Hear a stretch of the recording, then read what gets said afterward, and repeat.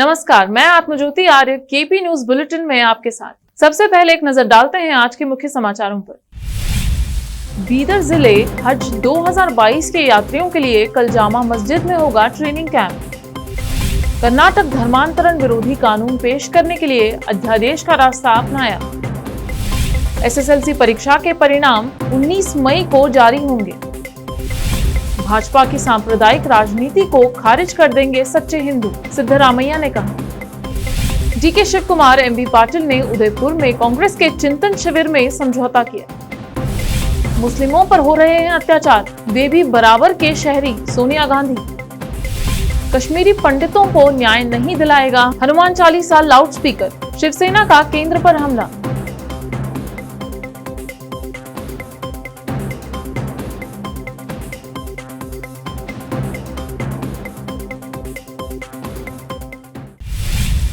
अब समाचार विस्तार से। पहले स्थानीय समाचार। इस साल के हज 2022 का पहला हज ट्रेनिंग कैंप बीदर शहर की जामिया मस्जिद में अंजुमन खादिम उल हुज्जाज ने शनिवार को सुबह 10 बजे से शाम 5 बजे तक रखा है। सभी हज पर जाने वाले हाजियों से अंजुमन ने भाग लेने का आग्रह किया है। जिले भर से जिन जिन हज यात्रियों का चयन हुआ है वह इस कैंप में शामिल होकर हज यात्रा के लिए ट्रेनिंग हासिल कर सकते हैं। अंजुमन के अध्यक्ष सैयद सागिर अहमद और कार्यदर्शी ने बताया है कि परिवर्ष अनुसार इस वर्ष भी अंजुमन हज यात्रियों के लिए ट्रेनिंग कैंप का आयोजन कर रहा है, जिसमें हज के संबंध में विशेष जानकारियां दी जाएगी। विशेष संवाददाता की रिपोर्ट।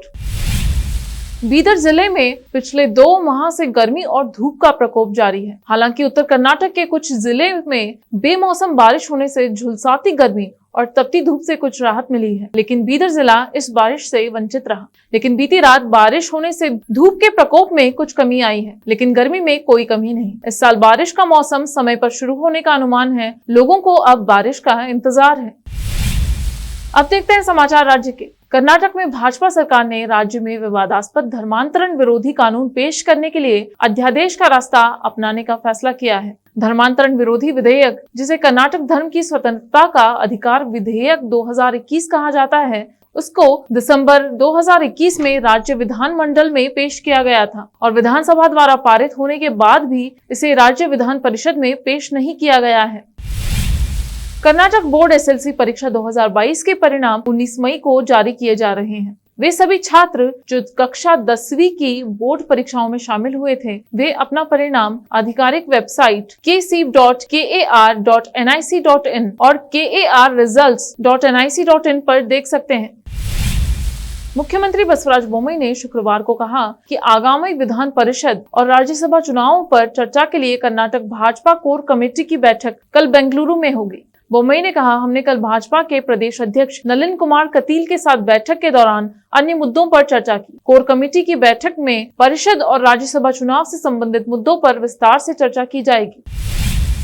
कलबुर्गी के एक निजी स्कूल के शिक्षक, जिन्हें अक्टूबर 2021 में कर्नाटक पुलिस विभाग के लिए 545 पुलिस उप निरीक्षकों की भर्ती के लिए एक परीक्षा के लिए पर्यवेक्षक के रूप में नामित किया गया था, बताया कि स्कूल प्रबंधन द्वारा परीक्षा में उम्मीदवारों को मदद करने का निर्देश दिया गया था। आपराधिक जांच विभाग सीआईडी की जांच का विवरण जो अब तक अदालत के सामने आया है। कलबुर्गी में ज्ञान ज्योति स्कूल के अध्यक्ष राजेश हागरगी और स्कूल के 2 शिक्षकों के लिए जमानत की सुनवाई के दौरान अभियोजकों ने कलबुर्गी में एक अदालत को सूचित किया कि स्कूल मालिकों ने उन शिक्षकों को निर्देश दिया जो परीक्षा में नामित उम्मीदवारों को मदद करने के लिए पर्यवेक्षक थे।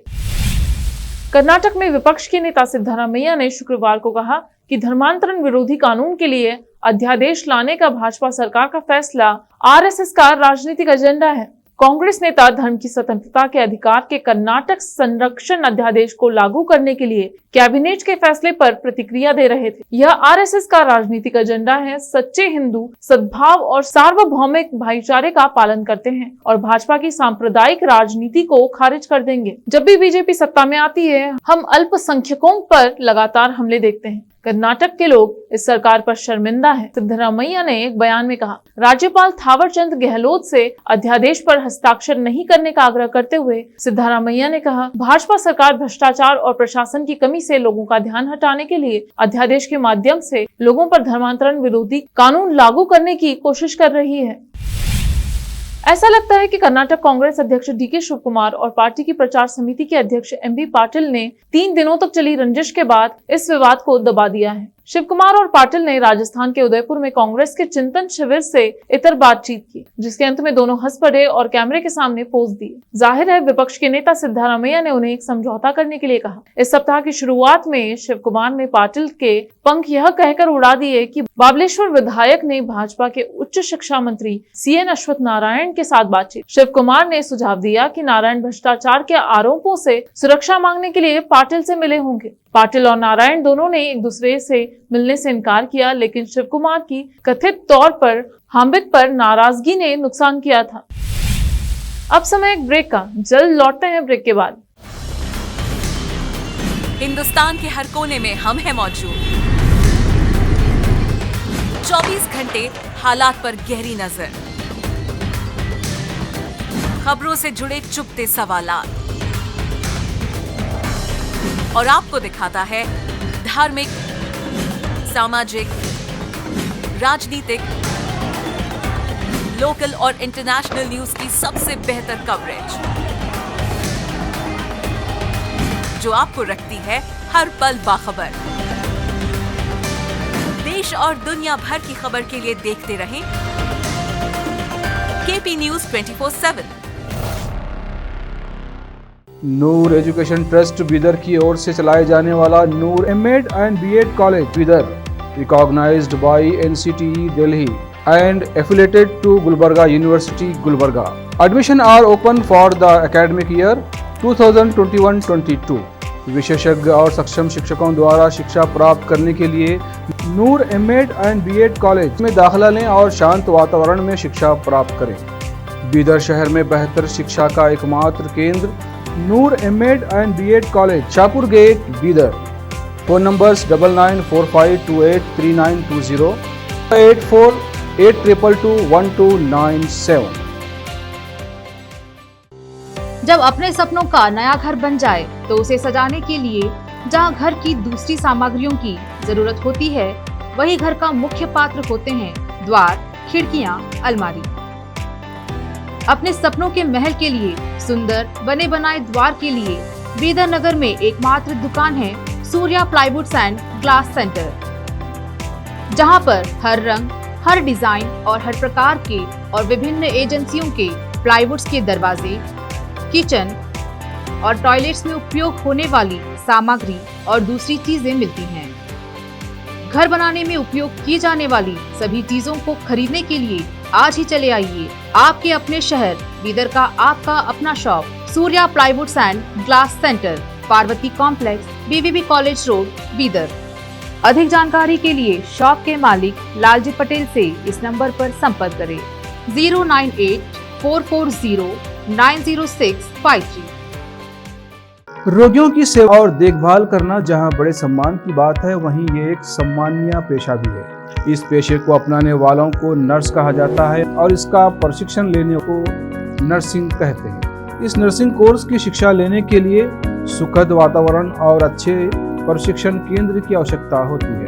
नर्सिंग कोर्स की शिक्षा देने वाला बीदर में एकमात्र केंद्र है श्री नानक झिर्रा साहेब फाउंडेशन बीदर की ओर से चलाए जाने वाला Shri Nanak Jhirra Sahib college of nursing, affiliated to Rajiv Gandhi university of health science Karnataka, जहां पर विशाल क्लासरूम, बेहतर प्रयोगशाला, कम्युनिटी लैब, न्यूट्रिशन लैब, विशाल और सुखद वातावरण में नर्सिंग की शिक्षा देने की सुविधा, विशाल और सुंदर कॉन्फ्रेंस हॉल, हवादार और बड़ी सी लाइब्रेरी के साथ साथ सभी प्रकार की उपयोग की जाने वाली सामग्री के साथ एनाटॉमी लैब और एडमिनिस्ट्रेशन ऑफिस उपलब्ध है। Vice chairperson Mrs Reshma Kaur की देखरेख में चलाए जाने वाला और प्रिंसिपल मिस्टर महांतेश की निगरानी में बेहतर नर्सिंग ट्रेनिंग का एकमात्र केंद्र Shri Nanak Jhirra Sahib college of nursing, near Nehru stadium, Bidar. Admission are open for the academic year 2021-22. Phone number 08483228272। फिर से समाचारों का सिलसिला शुरू करते हैं। देखते हैं देश और विदेश के समाचार।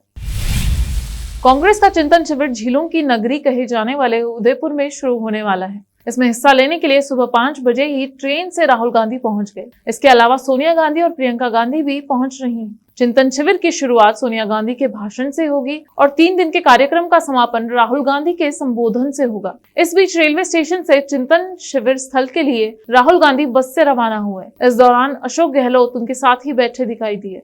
कांग्रेस सूत्रों का कहना है कि इस चिंतन शिविर में एक परिवार को एक टिकट, कमजोर वर्ग के नेताओं को संगठन में आरक्षण और एक बार पद पर रहने वाले 3 साल के कूलिंग ऑफ पीरियड जैसे फैसले लिए जा सकते हैं।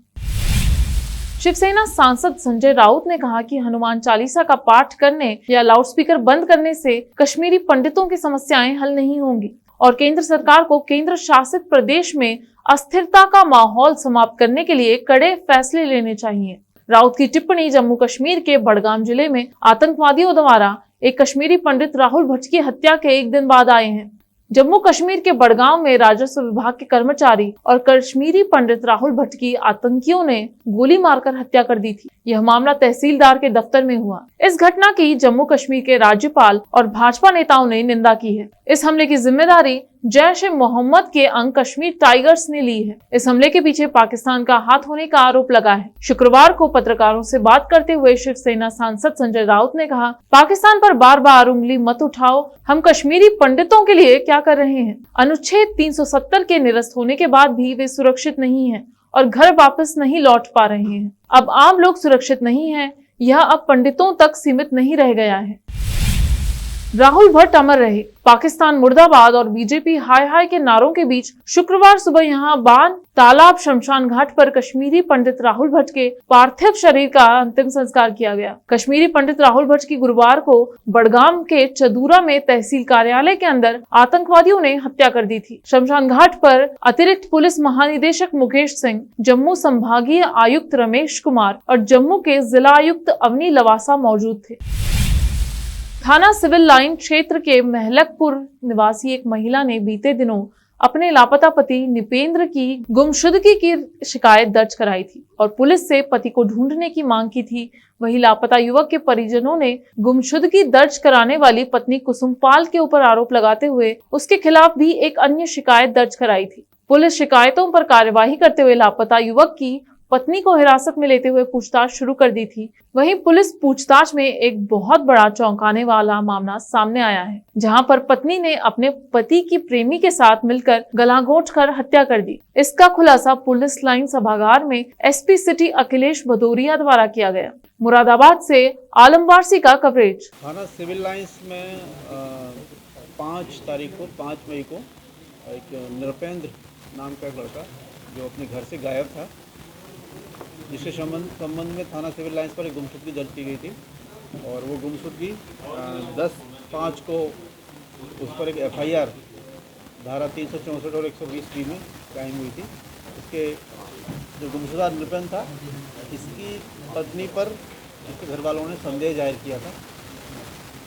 जब वो इसकी पत्नी को पूछताछ के लिए बुलाया गया तो उसमें कुछ नए तथ्य सामने आए हैं और एक इस घटना का अनावरण हुआ है। ये महिला, जिसका नाम इसकी पत्नी है निरपेंद्र की, और उसका एक प्रेमी जिसका नाम नीरज है, ये बचपन से एक दूसरे को जानते हैं। ये महिला वर्तमान में अपने मायके महलकपुर में रह रही है और इसका पति जो बिजनौर धामपुर का रहने वाला है, वो भी अपनी ससुराल में ही रह रहा था।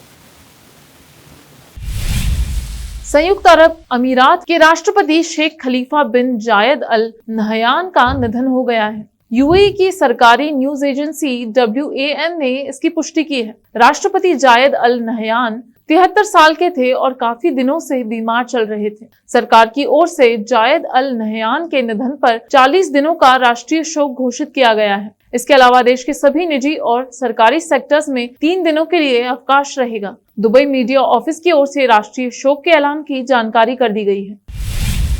एक नजर फिल्मों के समाचार पर। बड़े अच्छे लगते हैं 2 में आएगा लंबा लीप। नकुल मेहता और दिशा परमार के शो में आएगा महा ट्विस्ट। समाचार खेल के। धोनी की अपील से हिला अंपायर का कॉन्फिडेंस। वाइड का इशारा बदलकर बल्लेबाज को दिया आउट। आखिर में समाचार बाजार के। कल से लगातार 3 दिन तक बंद रहेंगे बैंक। फिर से एक नजर मुख्य समाचारों पर। बीदर जिले हज 2022 के यात्रियों के लिए कल जामा मस्जिद में होगा ट्रेनिंग कैंप। कर्नाटक धर्मांतरण विरोधी कानून पेश करने के लिए अध्यादेश का रास्ता अपनाया। एसएसएलसी परीक्षा के परिणाम 19 मई को जारी होंगे। भाजपा की सांप्रदायिक राजनीति को खारिज कर देंगे सच्चे हिंदू, सिद्धरामैया ने कहा। डीके शिव कुमार, एमबी पाटिल ने उदयपुर में कांग्रेस के चिंतन शिविर में समझौता किया। मुस्लिमों पर हो रहे हैं अत्याचार, वे भी बराबर के शहरी, सोनिया गांधी। कश्मीरी पंडितों को न्याय नहीं दिलाएगा हनुमान चालीसा लाउडस्पीकर, शिवसेना का केंद्र पर हमला।